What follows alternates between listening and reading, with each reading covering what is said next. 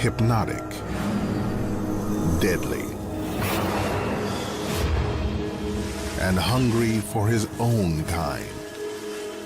Towering over a wild yet vulnerable kingdom, the king cobra, the largest venomous snake in the world, is powerful enough to kill a full-grown elephant, and we know almost nothing about it.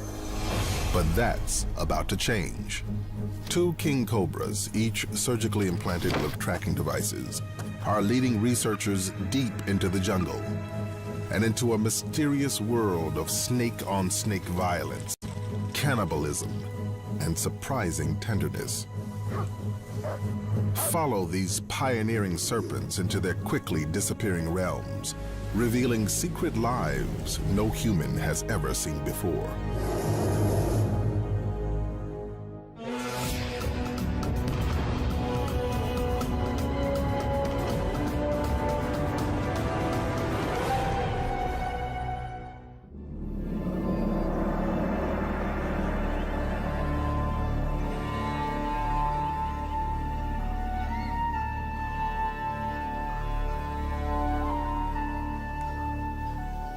In the sun-dappled forests of India, a rat snake tastes the air for the scent of his prey.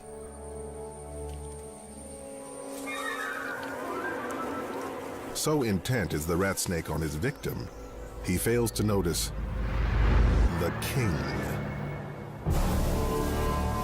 This is his domain, and the king cobra's favorite meal is rat snake. So a second hunt begins.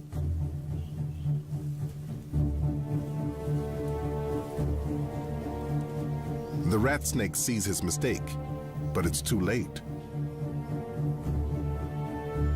The hooded hunter looms, and the rat snake cowers. The king seems to contemplate his meal. A mistake. There's an intruder in the kingdom. The rat snake uses the distraction to make his escape.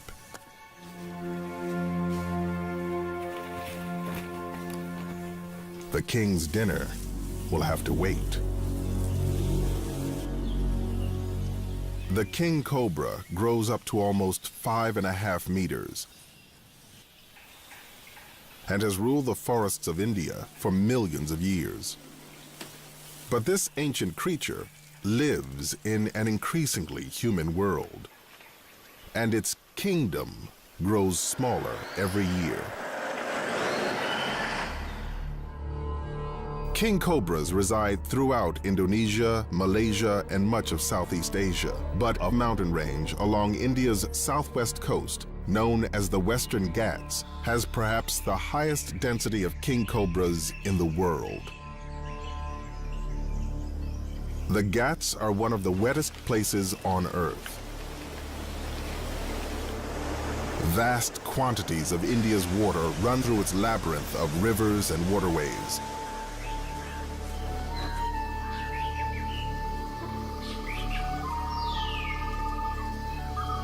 Endless water providing for limitless life. And countless species.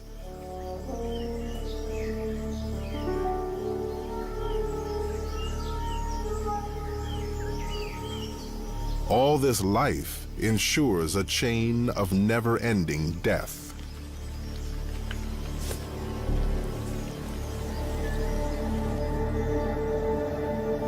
But it's the king cobra that rules these forests.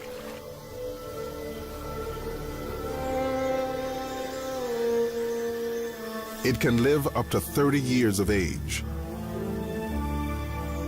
and never stops growing.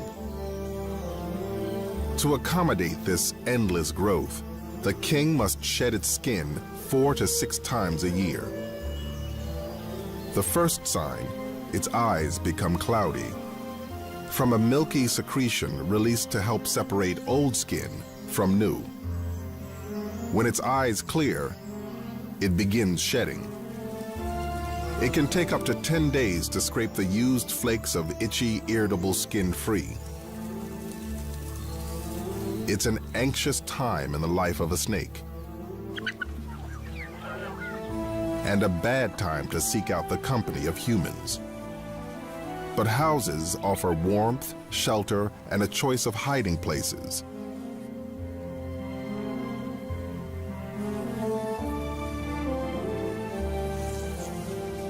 It seeks only solitude, but packs enough venom to kill a human many times over, and might defend itself if disturbed,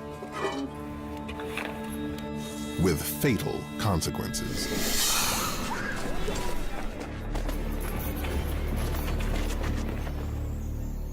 Fortunately, the villagers around here revere the king and know who to call when one takes up residence. Okay. Gauri Shankar, the conservation officer at the Agumbe Rainforest Research Station, has dedicated his life to saving and studying the king cobra. Gauri and the founder of the research station, renowned herpetologist Ram Whitaker, are about to embark on the most ambitious study ever conducted with the king. They want to capture and radio tag king cobras for the first time and follow them into the wild. But they need a king for the experiment, and this distress call may provide the perfect opportunity. There are problems with king cobras sometimes, and no matter how patient and how kindly they feel toward king cobras, having one in your bedroom is no fun. Capturing king cobras is a potentially deadly business. Even the best get bitten. Yeah, just look on. Gauri has been bitten once. Quite clear here. Ram's been struck twice, and he's now allergic to the antivenom. If it's anywhere, it's going to be under the baskets. I think I can see her already. Yeah, she's glistening under there. Easy does it, easy does it. Oh, man. Yep, and she's shedding her skin, too. He handles the nearly 3-meter king with an ease that comes only from decades of experience. She's really nice, Gauri. It looks like a female. They know by the size of the head and the coloring of the skin that this king is actually a queen. And let's get these straps. Before they bag her, they take a photograph to record the pattern on her hood. And it's kind of like fingerprinting an animal, isn't it? Yeah. Good?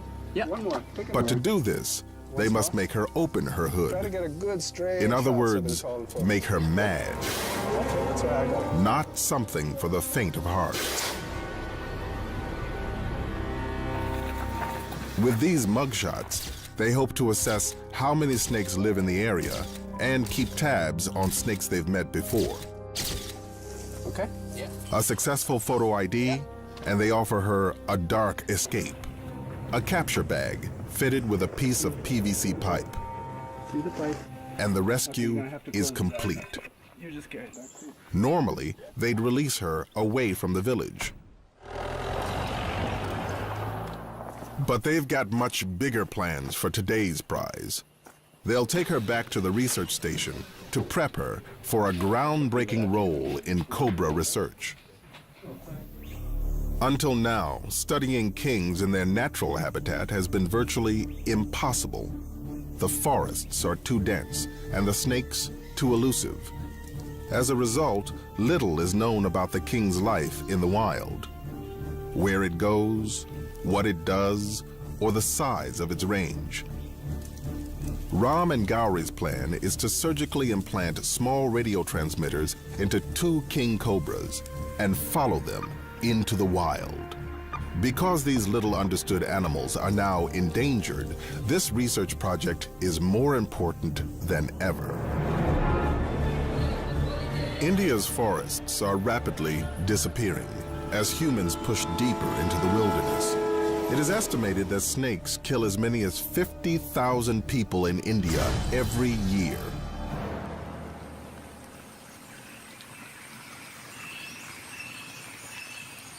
While the king cobra is the largest venomous snake in India, there have been only 4 reported deaths in South India in the past 20 years. And though it has more venom than any other snake, only 10% of the people they bite die. Because kings can control how much venom they release. Muscles around the venom glands contract, squeezing calculated amounts of neurotoxins through its hypodermic fangs and into the victim. Or it can release none at all, which is often the case with humans. After all, venom is valuable. And the king is a prolific killer of other snakes. The king cobra's diet consists almost entirely of serpents.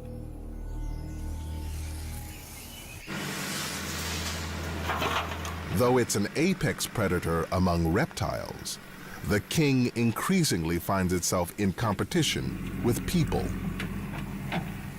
As India's burgeoning human population continues to grow, farms and plantations carve deeper into the forests of the Western Ghats, and wandering kings often find themselves in unfamiliar territory. Now Gowrie and Ram have been called out to a beetle nut plantation, where a local snake handler has trouble by the tail.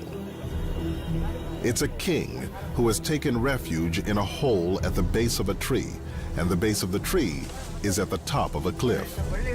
I mean, the danger factor is just too much, man. It's never mind a venomous snake, but how about a 40-foot drop to your death along with it, you know? They'll need a serious plan to save this snake and keep themselves out of danger. But if they catch this snake, they'll have their second pioneer serpent, and the research project can begin in earnest. Safety first, dudes. To keep from falling 12 meters to the plantation below, Gowrie ropes himself in. Once we spot the head, that will help us a lot. We don't know where exactly the head is. He might be 9 or 10 feet. The plantation workers' plan is to pull the tree down, tearing it and the snake from the ground. But that quickly proves too difficult. And Gowrie takes over.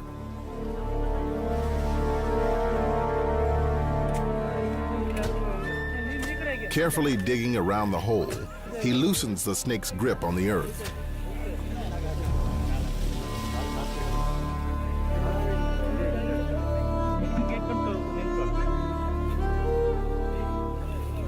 Until finally, the king comes free.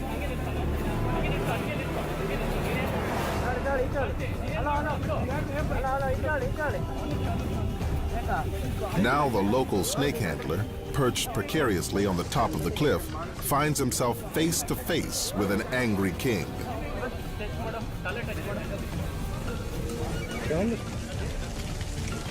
But with a firm grip on the tail, Gowrie drags the 3.5-meter serpent from the cliff. This snake is broader and lighter in color than the female they rescued earlier. It must be a male.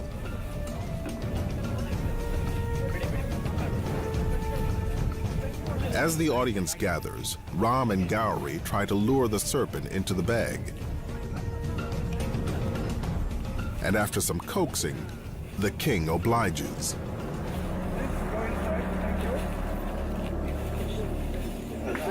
Toughest catch I've ever seen in my life, actually. Insane, actually. Now the tagging can begin.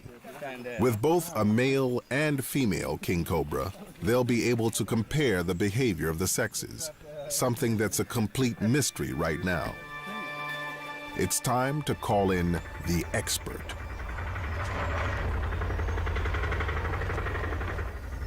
Matt Good is a herpetologist from the University of Arizona and a leading authority on tracking snakes. Long time no see, buddy. Well, it's difficult because the animals that we study are very secretive. You really have to be creative. There's just as much art in it as there is science, and you sort of got to think like a snake, I guess. Matt has implanted radio transmitters in hundreds of venomous snakes, but never a king. Radiotelemetry has really just revolutionized the study of snakes. Before, you know, you could release a snake and probably never see it again. Now we can track it and we can find out what it's doing on a minute-by-minute basis if we want. The real motivation of what's it like to be a snake. Yeah. Doc, go ahead and load up some anesthesia. Okay, then. At the station, the team preps the female for the unique operation, taking every precaution to ensure her safety. Now let's get some tape. They must estimate how much anesthetic to use. Too much, and she might not wake from her drug-induced sleep.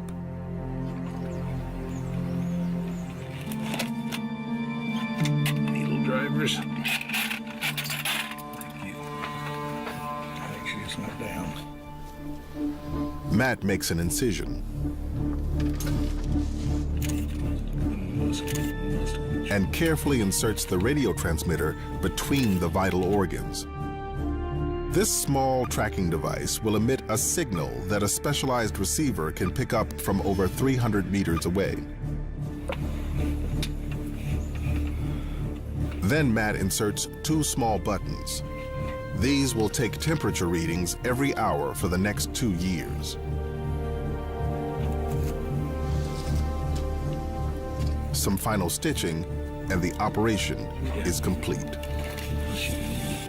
The king was shedding when captured, so they removed the final flakes of dead skin, Oh, I see. I didn't realize. including the eye cap, the dead skin covering the eye. Fairly okay. See fairly clearly through that. All that is left is to wake her up, Just watch out that stuff. What is that? but she does not respond. So Matt inserts a straw into her trachea and gives the king mouth to mouth, trying to flush the anesthetic from her lungs. But she still won't wake up. No, 30. 60. Because kings are an endangered species, the Forest Department keeps careful watch. Is breathing properly, filling up properly. Finally, the king takes a breath for herself. Thanks, Doc. That was fantastic. Thanks, everybody. The surgery is a success. Tomorrow, it's the male's turn. So cool, man. That's good. Soon, both snakes will be released into the wild. This looks like a great spot to me, right in the stream bed. Yeah. This female king was rescued from a human world. So for the study, the team releases her 30 kilometers away from her old home, far from humans. Oh, there she is. By following the king into her world, they'll learn how far she ranges, when she's active, and how she behaves in the wild. Matt is also eager to see if the king has a homing instinct. It's one of the main goals of this study is to understand if there's a difference between translocated snakes and the ones which are already in their home range and are used to where they live. If a relocated snake simply returns to its old territory on human turf, then relocation itself is not the solution. If we have to come catch them and translocate them, then we have a problem on our hands. And if she continues to clash with people, she could be killed. Anxious for a quick escape, the snake moves south, away from its home range. Only time will tell where she's headed. The day the journey begins, you know? The adventure begins. We'll see what this snake does. It's going to be really cool.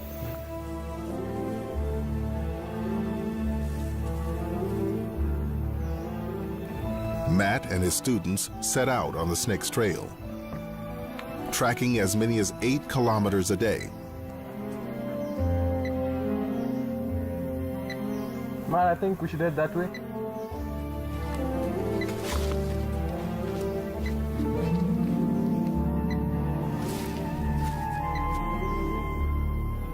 For the volunteers, it's the experience of a lifetime. Complete with myriad encounters found nowhere else on Earth. But they must keep all their focus on the king.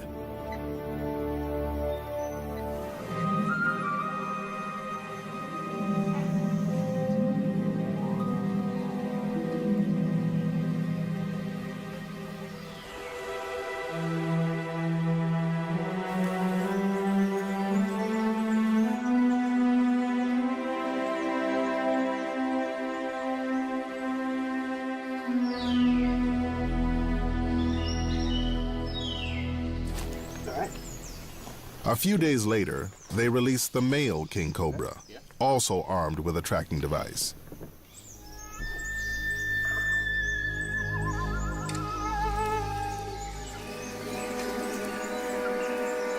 That's it? Cool, man.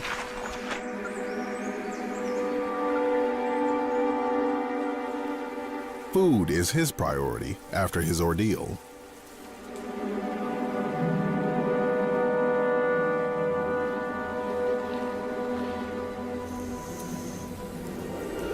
He tastes the air, drawing in microscopic scent molecules with his tongue.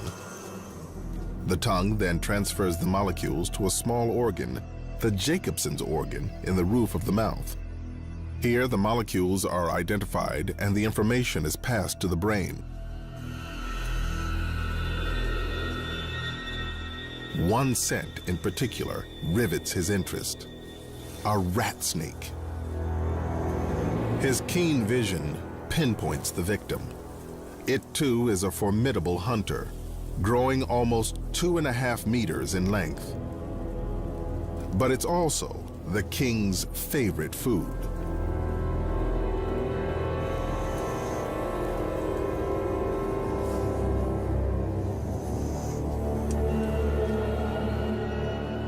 The rat snake tries to look intimidating, but it's outmatched in every way. The king cobra towers over his victim.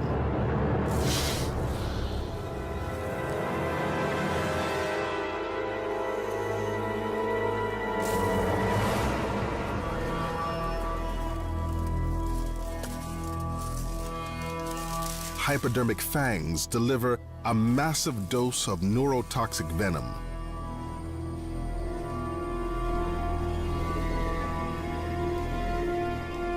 The rat snake is not venomous, so its desperate counterattack does little to deter this predator.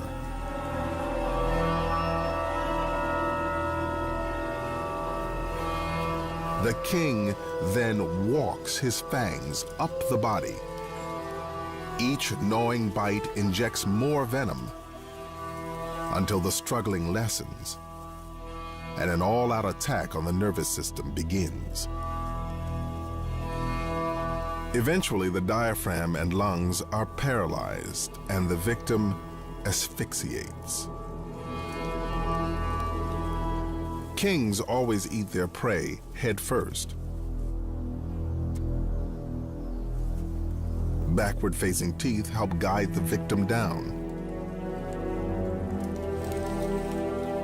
The venom has already started to digest the rat snake from the inside out. It absorbs the entire snake, bones, scales, everything.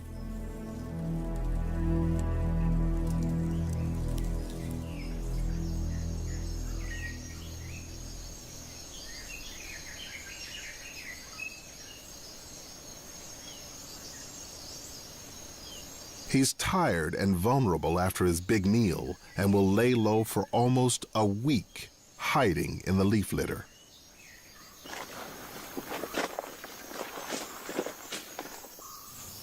The radio-tagged female is still on the move. For the eager volunteers, it's a trial by fire.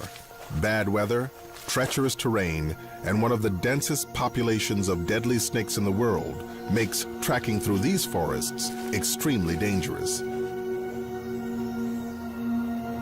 And trouble can come when least expected.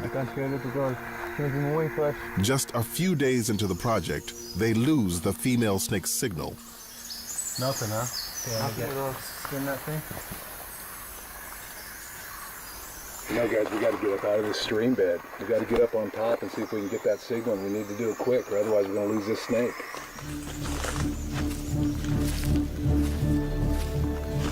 If they don't pick up the signal soon, the king could be gone forever. If following the tagged snakes proves impossible, the project will fail. Desperately, the research team scrambles to high ground, trying to regain the king cobra's signal. The tracking device implanted in her side broadcasts more than 300 meters, but in some conditions, it can be far less than that. Oh, there it is. We got it. Yeah, it's a long way away, so we're going to have to really move it. They finally locate the signal. But they must still visually locate the animal. There it is. We still got it.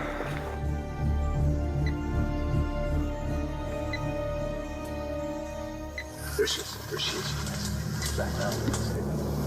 Nice. Matt marks the area and takes a GPS reading of the location. It's still too early to tell whether the female king is moving in search of a mate or if she's seeking out her old home.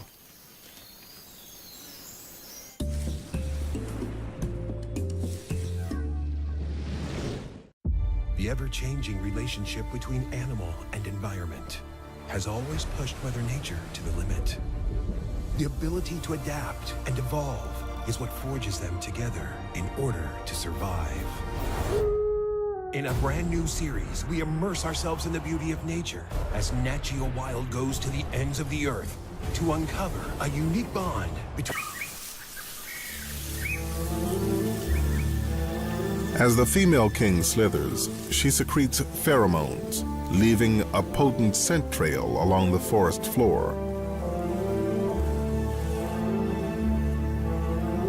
For the eager male who picks up the scent, it's a roadmap to her affections.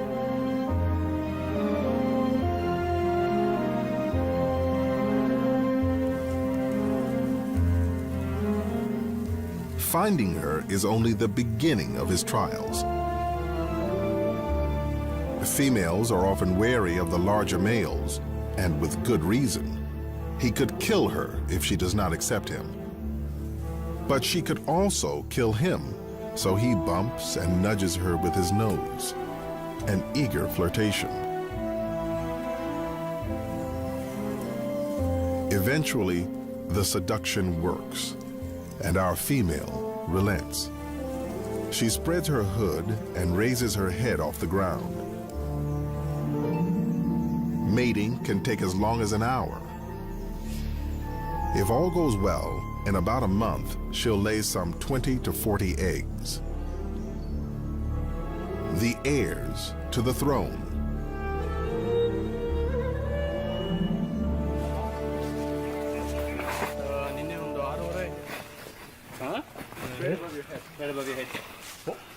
Big male. Not more than 20 kilometers away, the tagged male wanders back into a betel nut plantation. He's watching us. Yeah, he's watching us. The snake has climbed high into a tree. King cobras often climb in search of food or simply to bask in the sun.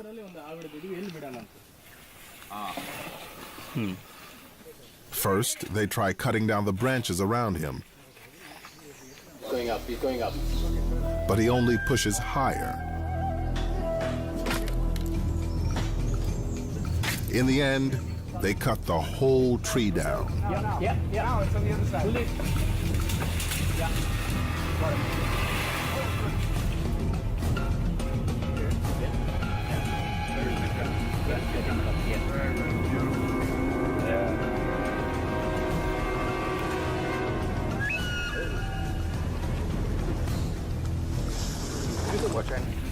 Yep. They once again coax him into the bag. Good. Easy catch. Wonderful. The tagged male's attraction to humans offers some troubling insights into the snake's behavior. Yeah, there he goes. Don't move. No one will move. If he's lost his fear of people, his behavior could be dangerous for serpent and human alike. With populations continuing to grow, finding a safe way to coexist with kings is a priority.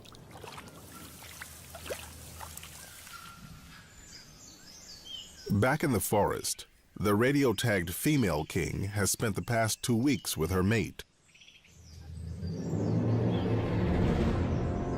When another male wanders into their territory,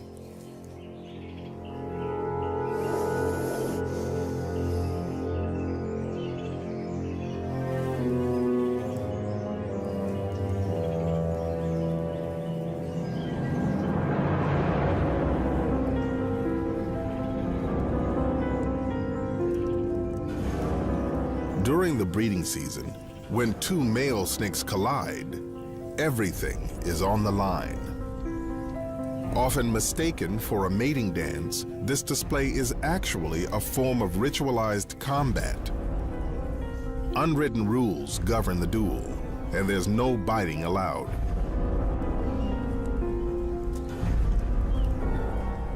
Rising higher than a meter, each tries to pin the other to the ground.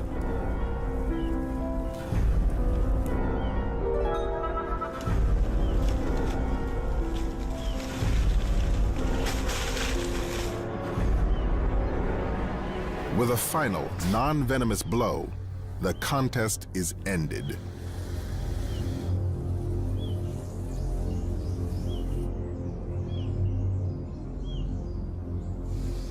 The resident male has lost, and he must leave his territory and his mate. And to the winner go the spoils. Like all males this time of year, this snake seems to have only one thing on his mind: sex.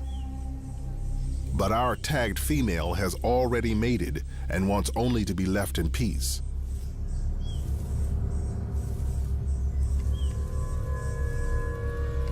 Unfortunately, she is about to play out a horrifying scene.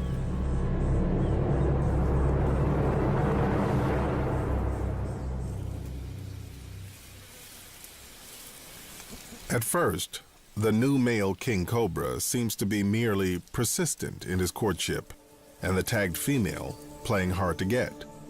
But she's carrying another male's eggs. Is it possible he senses the rival's offspring? For whatever reason, his intentions turn from mating to murder.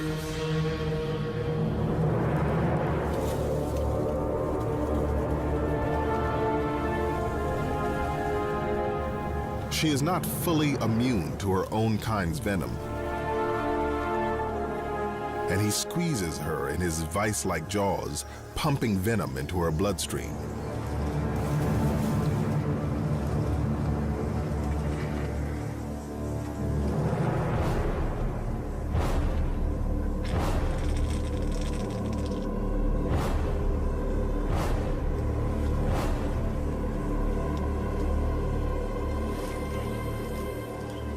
But death does not come quickly.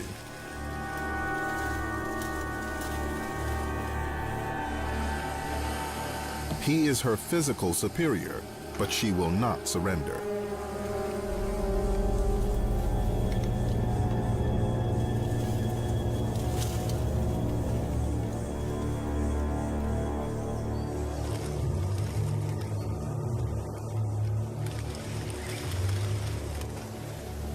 After more than a half an hour, with every ounce of life left in her, she begins to roll.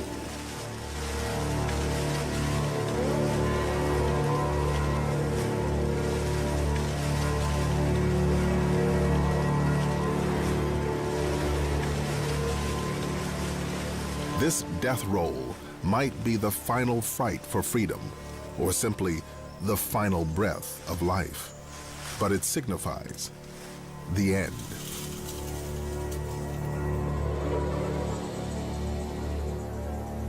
After 45 minutes, the queen is dead.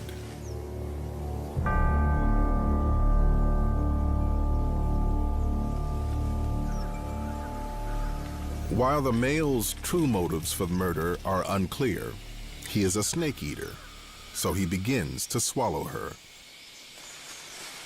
But he may not have killed her out of hunger. Whether he's just an aggressive male on the rampage, or if some other variable led to a breakdown in the rules of the game, we may never know for sure.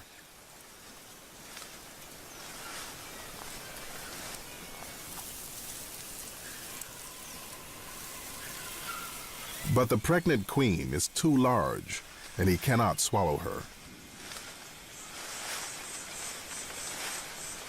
So he regurgitates her lifeless body and pushes on. leaving the female king and the eggs inside her for the scavengers.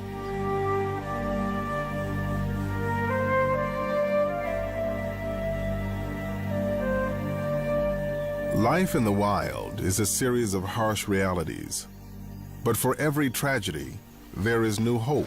Oh, yeah. It's huge. Don't go there. Okay. Ram and Gowrie have been notified of another female king, this one building a nest in a nearby tract of forest. Perfect. With a tagged female gone, they put the new female on 24-hour surveillance, hoping to witness the rise of the next generation. With the monsoons coming, the mother king's new brood will need shelter. She's the only snake in the world that builds a nest for her eggs, piling leaves onto a mound as tall as 1 meter high. That is so methodical, and that's why you have this symmetry. When she finished that side, she came exactly to the opposite side. When she finished that side, she came to the other side of the nest, and now she's coming this side. It must be perfect for the eggs to survive. High enough to avoid flooding, but sheltered enough to maintain the right temperature. The eggs must incubate at 28 degrees Celsius. It can take more than 12 hours of rigorous work. The mother king will stay with the nest, standing guard, unable to hunt, until her eggs are ready to hatch. She could go as many as 3 months without a meal. Meanwhile, our tagged male snake is still on the move and has wandered once again into a human world. He is drawn here on the trail of a potential meal. A rat snake stalking a rodent right into someone's front yard.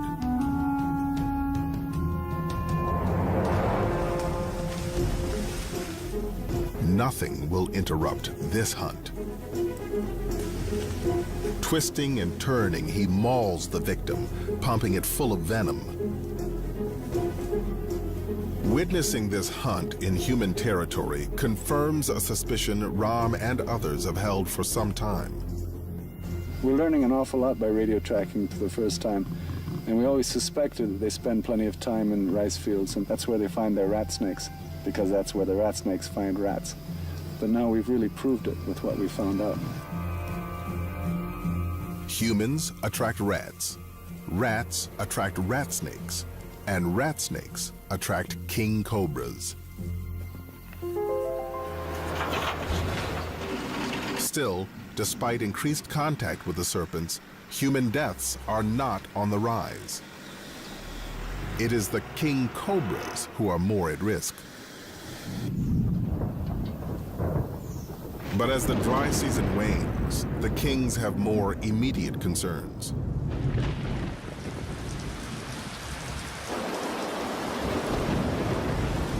The monsoons of the Western Ghats are legendary, dropping almost 9 meters of rain annually in some places. And everyone must adapt to the monsoons.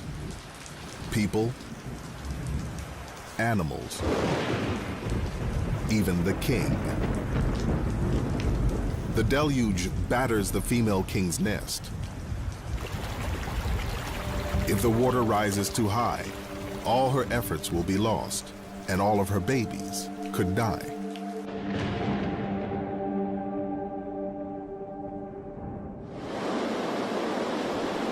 For months, torrential rains soak the Western Ghats. But millions of years of evolution have taught this mother well. The center of the nest stays dry, and the eggs are safe. Finally, after 100 days, the baby snakes are ready to hatch, triggering the hungry mother's departure. She is, after all, a snake eater, and no doubt hungry enough to eat her own young. So instinct drives her away in search of an unrelated victim. Deep in the nest, using a sharp, tiny tooth, a new king tears the leathery egg casing. and breathes its first breath.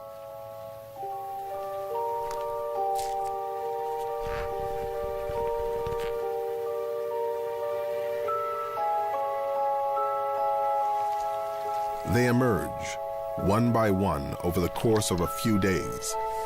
25 snakes in all.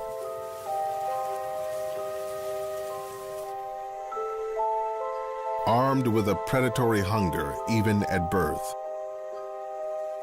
they will remain by the nest for 24 hours to absorb their nutritious yolks, sustenance for the hard days ahead.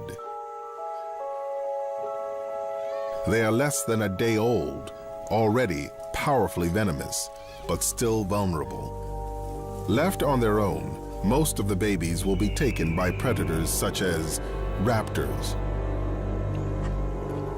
mongooses, even other snakes, or they will die of starvation. Only 1 or 2 of the 25 snakes will survive to adulthood. And even then, nothing is guaranteed. For Ram, after 37 years of studying the king cobra, the tagging project has shown him that he's just beginning. I wish I could say I know a lot about king cobras after all these years. To be honest with you, we've barely scratched the surface. So far, the research project has been a success and has provided a rare glimpse into the secret world of the king. What we've learned so far is pretty amazing stuff. We know now the kind of resting places they prefer. In caves, they go in caves and holes an awful lot. They climb a lot, which we suspected before, but now we've really proved that as well. They've also found that the male moved much farther than the female. Before the female was killed, she traveled around 5 kilometers. But over the first 7 months, the tagged male snake has moved more than 75 kilometers, and he shows no signs of slowing down. But we had a sighting recently, and he looks in very good shape, which means he has been feeding, he has been drinking, he has been living well. We were always a little bit worried. This is the first time king cobra has ever been radio tracked. We don't want him to feel as though he's being chased by us. We want him to do everything naturally. But there are troubling discoveries as well. Researchers believe the male snake is moving in search of new territory. But it seems he's learned that human habitat is a good source of food, shelter, and warmth. And he's twice made his new home in our world. Simply relocating snakes away from humans is not the answer. But the solution remains a mystery. One thing is certain: as people expand deeper into the wilderness, something is bound to give.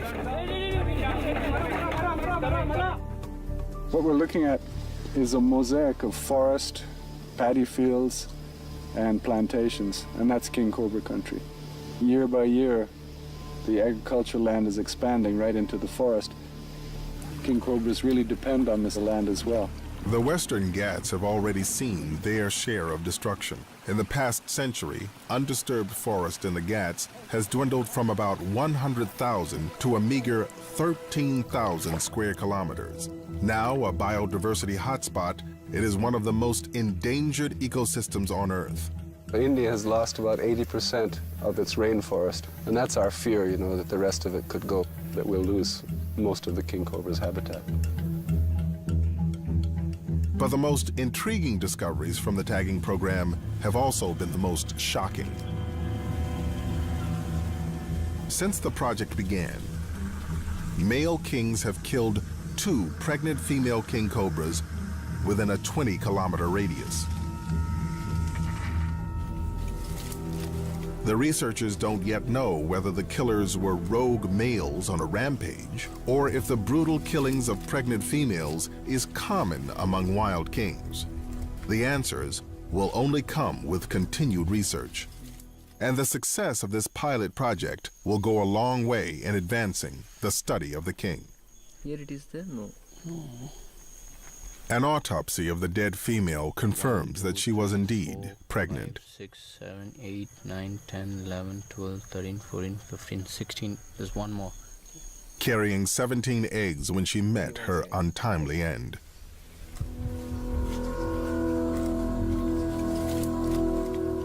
She is laid to rest with a royal funeral pyre, a fiery homage to this pioneering Queen of Kings, whose sacrifice has given us an unsettling new glimpse into the King Cobra's merciless world.